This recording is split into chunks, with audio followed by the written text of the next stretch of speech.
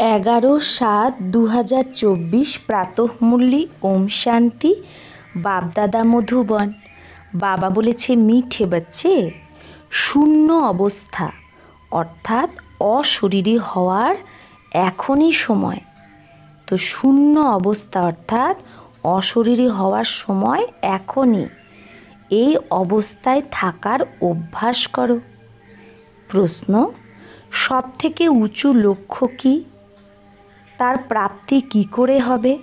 তো সবথেকে উঁচু লক্ষ্য কোনটা, আর সেই লক্ষ্য কি করে প্রাপ্তি হবে?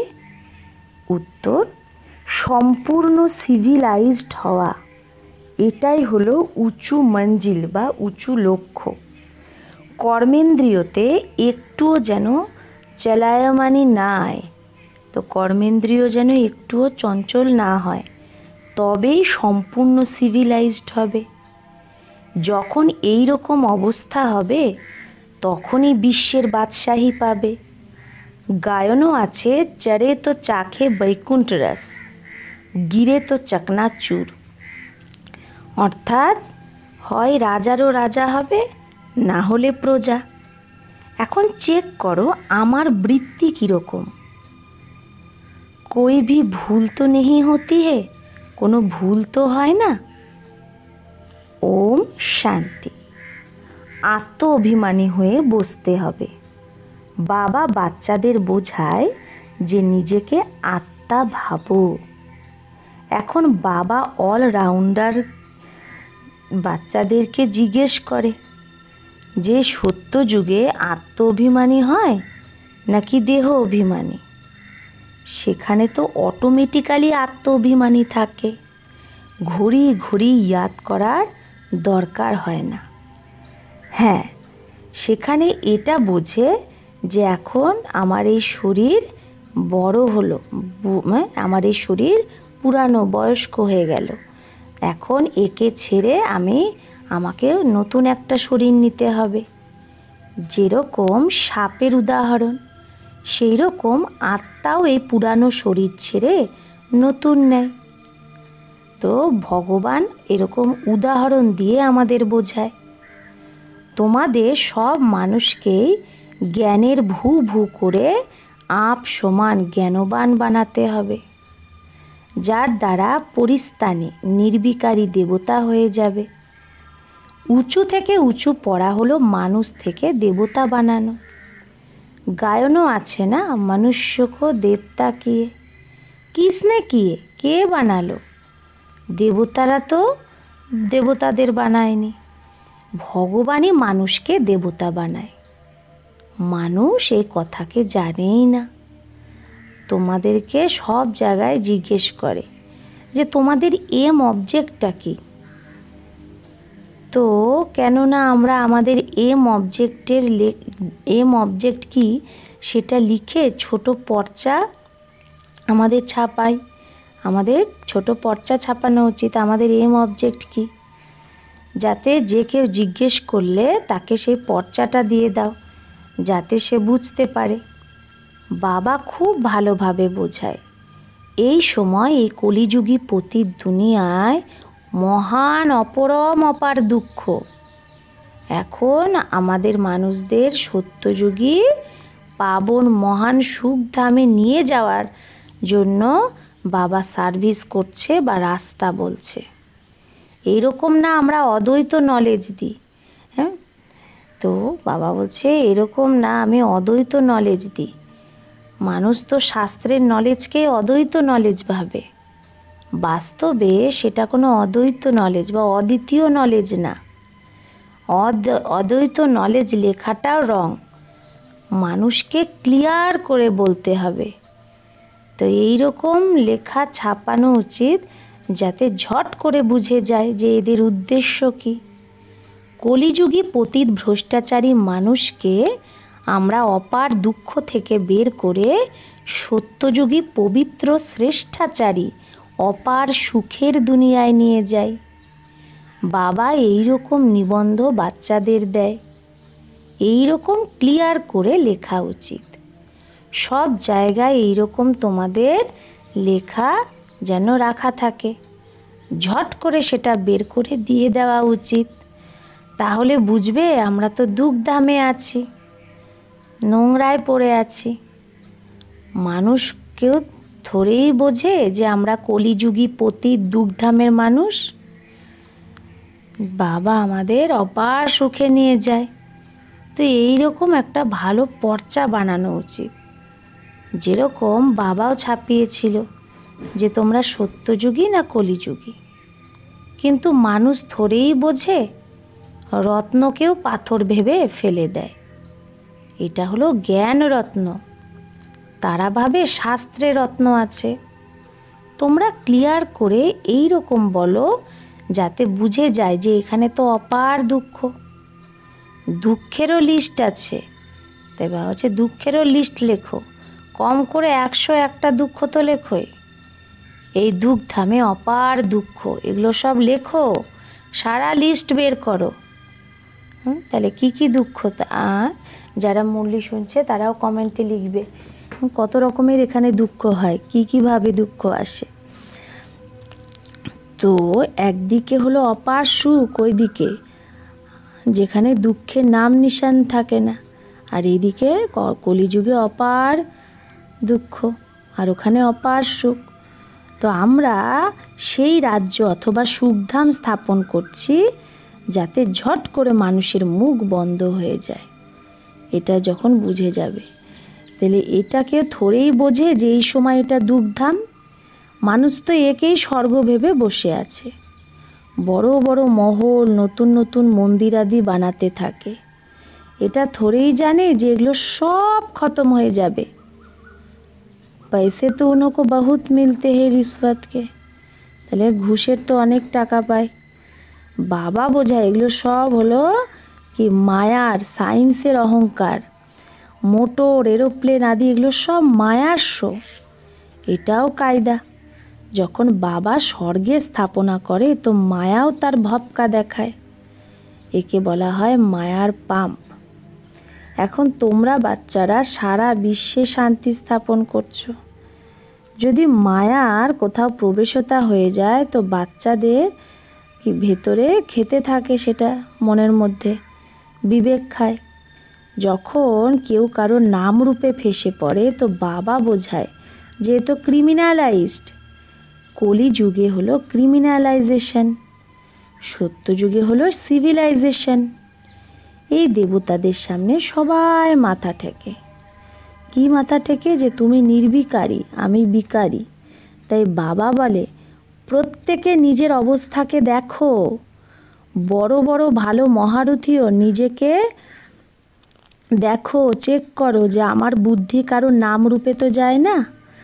অমুক, হ্যাঁ অমুক খুব ভালো, অমুকে এই করে, এগুলো কিছু ভেতরে তো আসে না।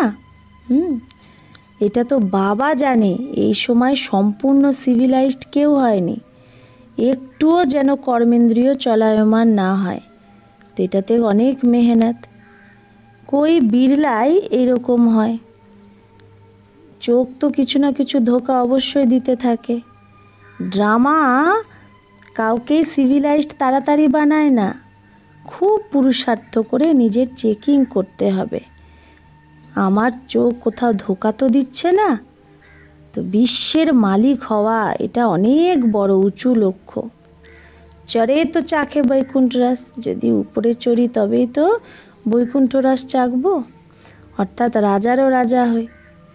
গিরে তো প্রজা মে চলে যাएंगे, নিচে নামলে প্রজায় চলে যাব। আজকাল তো বলবে বিকারি জমানা। ভাল যত বড়ই ব্যক্তি হোক, ভাবো রানী, তার মধ্যেও ভয় থাকে যে কেউ আমাকে উড়িয়ে না দেয়। মানে কেউ হয়তো কিছু বোম ব্লাস্ট করে দিল, কিছু করে দিল, তো রানীরও ভয় থাকে। এটা বিকারি দুনিয়া না। প্রত্যেক মানুষের মধ্যেই অশান্তি আছে। কোনো বাচ্চাও কত অশান্তি সৃষ্টি করে। তোমরা তো শান্তি স্থাপন করছো, তো প্রথমে তো নিজে শান্তিতে থাকো, তবে অন্যের মধ্যেও সেই বলটা ভরতে পারবে। নিজে শান্তিতে থাকলে অন্যের মধ্যেও শান্তির বল তৈরি করতে পারবে। সত্যযুগে তো খুব শান্তির রাজ্য চলে, চোখ সিভিল হয়ে যায়। তো বাবা বলে নিজেকে চেক করো যে আজকে আমি আত্মার বৃত্তি কীরকম ছিল সারাদিনে। এতেই অনেক মেহনত, নিজেকে সামলাতে হবে। বেহদের বাবাকেও অনেকে সত্যি বলে না, কদম কদম ভুল করতে থাকে। একটুও ওই ক্রিমিনাল দৃষ্টি দিয়ে যদি দেখো ভুল হয়, ফরান নোট করো যে আমার দ্বারা এই ভুল হয়েছে। তো 10-20 ভুল তো রোজ করতেই থাকে, যতক্ষণ না অভুল হয় ততক্ষণ বাচ্চারা 10টা-20টা ভুল তো রোজ করতে থাকে। কিন্তু সত্যিকারের কেউ থোড়েই বলে বাবাকে। দেহ অভিমানী যদি হও তাহলে কিছু না কিছু পাপ তো অবশ্যই হতে থাকে, সেটা মনের মধ্যে খেতে থাকে। কেউ তো বুঝতেই পারে না যে ভুল কাকে বলে। পশু পাখি বোঝে কি? বাবা বলছে জানবার সমাজতে কেয়া, পশু পাখি বোঝে যে আমার দ্বারা কি ভুল হলো। তো তোমরাও তো এই জ্ঞানের আগে বানর বুদ্ধি ছিলে। এখন কেউ 50%, কেউ 10%, কেউ কত পার্সেন্ট চেঞ্জ হতে থাকে। এই চোখ তো খুব ধোকা দেয়। সব থেকে তীখা হলো এই চোখ। বাবা বলে তুমি আত্মা অশরীরে এসেছিলে, শরীর ছিল না। তুমি কি क्या अभी तुमको पता है? হ্যাঁ, তুমি কি এখন জানো যে অন্য কোন শরীর তুমি নেবে, কোন সম্বন্ধে আসবে? তো এটা তো জানা যায় না। গর্ভে শূন্যই শূন্য থাকে, আত্মা একদমই শূন্য হয়ে যায়। যখন শরীর বড় হয়ে যায় তখন বুঝতে পারে। তো তোমাদের এই রকম হয়েই যেতে হবে। ব্যাস সেই পুরানো শরীর ছেড়ে আমাকে যেতে হবে। তারপর যখন শরীর নেবে তো স্বর্গে নিজের পার্ট বাজাবে। শূন্য হওয়ার সময় এখনই। ভালে আত্মা সংস্কার নিয়ে যায়। যখন শরীর বড় হয় তো তখন সংস্কার ইমার্জ হয়, তাই না? কী বলে, আত্মা তো সংস্কার নিয়ে যায়, আগের শরীরে যে সংস্কার নিয়েছে সেই সংস্কারটা নতুন শরীরে নিয়ে যায়। তো যখন শরীর বড় হয় তখনই সেই সংস্কারটা ইমার্জ হয়। এখন তোমাদের ঘরে যেতে হবে, তাই পুরানো দুনিয়ার এই শরীরের ভান উড়িয়ে দিতে হবে। কিচ্ছু যেন ইয়াদ না থাকে। হ্যাঁ, পরহেজ রাখতে হবে, খুব সামলাতে হবে নিজেকে। जो अंदर में होगा, তো যেটা ভেতরে মনের মধ্যে থাকবে সেটা অবশ্যই বাইরে বেরোবে। শিব বাবার ভেতরেও তো জ্ঞান আছে, বাবারও তো পার্ট আছে। বাবার জন্যই তো বলে সে জ্ঞানের সাগর, মহিমা গায়, কিন্তু অর্থ কিছুই জানে না। এখন তোমরা অর্থ সহিত জানো। বাকি আত্মার বুদ্ধি এইরকম ওয়ার্থ নটে পেনি হয়ে যায়। এখন বাবা কত বুদ্ধিমান বানায়। মানুষের কাছে তো কোটি পদম আছে, এই মায়ার পাম্প না। সায়েন্সে যে নিজের কাজকে যেটা কাম কি চিজে হে ও ওয়াহাবি হোগি, তাহলে সায়েন্সে যেটা কাজের জিনিস সেটা সত্যযুগেও হবে। তো সেটা বানানোর জন্য এখানে যারা বানাচ্ছে তারা যাবে সত্যযুগে। তারা তো রাজা হবে না, এরা লাস্টে তোমাদের কাছে আসবে, তারপরে অন্যদেরও শেখাবে। এক বাবার কাছ থেকে তোমরা কত শেখো। এক বাবাই দুনিয়াকে কি থেকে কি বানিয়ে দেয়।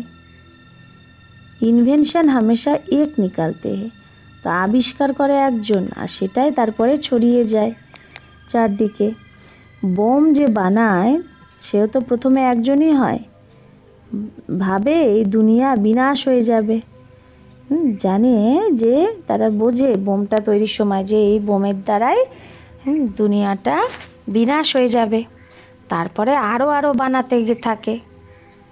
তো সত্যযুগেও তো সায়েন্স চাই না, তো টাইম এখনও আছে, শিখে হুঁশিয়ার হয়ে যাবে। বাবার পরিচয় যেই পেয়ে যাবে সাথে সাথে স্বর্গে গিয়ে তারাই নকর চাকর হবে। যারা এখানে সায়েন্সের জিনিস বানাচ্ছে তারা পরে বাবার জ্ঞান পাবে আর সাথে সাথে স্বর্গে গিয়ে নকর চাকর হবে, রাজা তো হবে না। তো সেখানে তো সব সুখেরই ব্যাপার হয়। সুখধামে যা ছিল সেগুলো আবার রিপিট হবে। সেখানে কোনো রোগ দুঃখের ব্যাপারই নেই। এখানে তো অপরম অপার দুঃখ, আর সত্যযুগে অপরম অপার সুখ। এখন আমরা এটা স্থাপন করছি। দুঃখকর্তা সুখকর্তা এক বাবাই। প্রথমে তো নিজেরও এইরকম অবস্থা হওয়া চাই, শুধু পণ্ডিতাই হলে হবে না।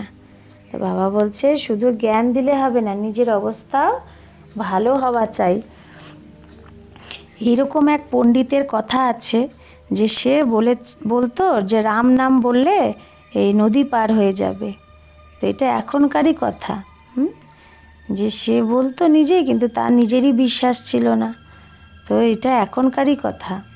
হ্যাঁ, তোমরা বাবার ইয়াদে বিষয় সাগর থেকে ক্ষীর সাগরে চলে যাও। এখানে তোমাদের বাচ্চাদের অবস্থা খুব ভালো চাই। যোগ বল যদি না থাকে, ক্রিমিনাল আয় হয়, তো তার তীর লাগবে না অন্যের উপর। চোখ সিভিল চাই। বাবার ইয়াদে থেকে কাউকে যদি জ্ঞান দাও তো তীর লেগে যাবে। জ্ঞান তলোয়ারের যোগের ধার চাই। নলেজ দ্বারা ধনের কামাই হয়। তাকাত হলো ইয়াদের। অনেক বাচ্চা তো একদম ইয়াদই করে না, জানেই না। বাবা বলে মানুষকে বোঝাও যে এটা হলো দুঃখধাম আর সত্যযুগ হলো সুখধাম। কলিযুগে সুখের নাম নিশান নেই, যদি থাকেও তাও সেটা কাক বিষ্ঠা সমান অল্প। সত্যযুগে তো অপার সুখ, মানুষ অর্থই বোঝে না, মুক্তির জন্যই মাথা মারতে থাকে।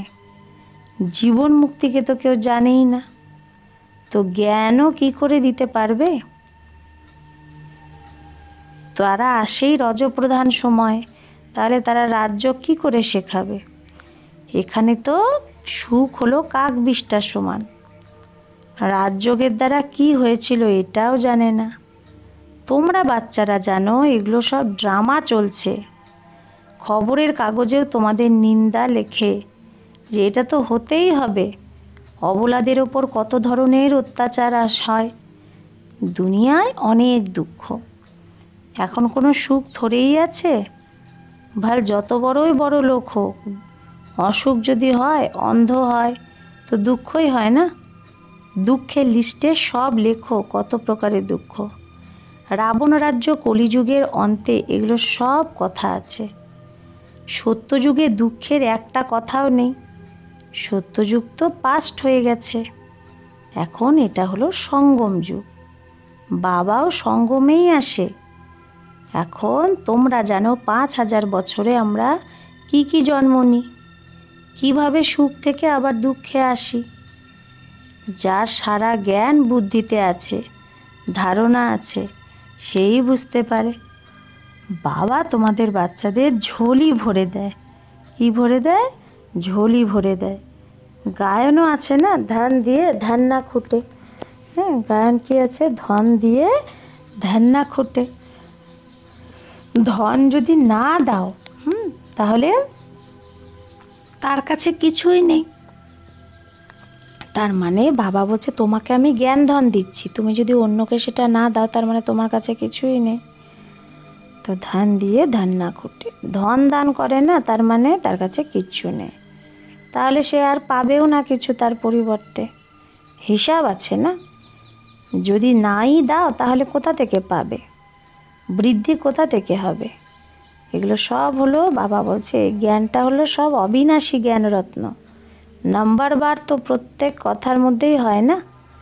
এখানেও তোমাদের রুহানি সেনা। তোমরা কেউ কোনো রুহ গিয়ে উঁচু পদ পাবে, তাহলে রুহানি সেনার মধ্যে কোনো আত্মা উঁচু পদ পাবে, কোনো আত্মা প্রজাপদ পাবে, যেরকম কল্প আগে পেয়েছিল। अच्छा, मीठे मीठे सिकिलादे बच्चों प्रति माता पिता, बाबा आज के बोले छे मीठे मीठे सिकिलादे रूहानी बच्चों को नंबरवार पुरुषार्थ अनुसार बाप दादा व माता पिता का व दिल व जान सीख व प्रेम से याद प्यार और गुड मॉर्निंग। रूहानी बाप की रूहानी बच्चों को नमस्ते। हम रूहानी बच्चों की रूहानी माता पिता बाप दादा को याद प्यार गुड मॉर्निंग और नमस्ते नमस्ते नमस्ते। शुक्रिया बाबा, आपको लाख लाख शुक्रिया। ধারণার জন্য মোক্ষসার। 1, নিজেকে সামলানোর জন্য কদমে কদমে চেক করতে হবে যে আজ আমি আত্মার বৃত্তি কীরকম ছিল। চোখ সিভিল ছিল, দেহ অভিমানের বশে কোনো পাপ তো হয়নি, বা দেহ অভিমানের বশে কোন পাপ হয়ে গেছে। 2, বুদ্ধিতে অবিনাশী জ্ঞানধন ধারণ করে সেটা আবার দান করতে হবে। জ্ঞান তলোয়ারে ইয়াদের ধার অবশ্যই ভরতে হবে। বরদান, সত্যতার অথরিটিকে ধারণ করে সবাইকে আকর্ষিত যে করে সেই নির্ভয় আর বিজয়ী ভব। তাহলে সত্যতার অথরিটিকে ধারণ করে সবাইকে যে আকর্ষিত করে সেই নির্ভয় আর বিজয়ী ভব। তোমরা বাচ্চারা সত্যতার শক্তিশালী শ্রেষ্ঠ আত্মা। সত্য জ্ঞান, সত্য বাবা, সত্য প্রাপ্তি, সত্য ইয়াদ, সত্য গুণ, সত্য শক্তি সব তোমরা প্রাপ্ত করেছ। এত বড় অথরিটির নেশা যেন থাকে, তাহলে এই সত্যতার অথরিটি প্রত্যেক আত্মাকে আকর্ষিত করতে থাকবে। যে আমাদের যদি এত বড় অথরিটির নেশা থাকে যে আমরা সত্য জ্ঞান পেয়েছি, সত্য বাবা, সত্য প্রাপ্তি, সত্য ইয়াদ, সত্য গুণ, সত্য শক্তি, তাহলে কি হবে? এই সত্যতার অথরিটি যদি থাকে তাহলে প্রত্যেক আত্মাকে আকর্ষিত করতে পারবো। ঝুটখণ্ডেও এইরকম সত্যতার শক্তি সম্পন্ন আত্মাই বিজয়ী হয়। এটা ভালে ঝুটখান্ড, কিন্তু যার মধ্যে এই সত্যতার শক্তি আছে সে বিজয়ী হয়। সত্যতার প্রাপ্তি খুশি আর নির্ভয়তা। তো সত্যতা যার মধ্যে থাকবে সে কি পাবে? খুশি আর নির্ভয়তা। সত্য যে বলে সে নির্ভয় হবে, তার কখনো ভয় হতে পারে না। তো সত্য যে বলে সে তো নির্ভয় হবে, তার কখনো ভয় হতে পারে না।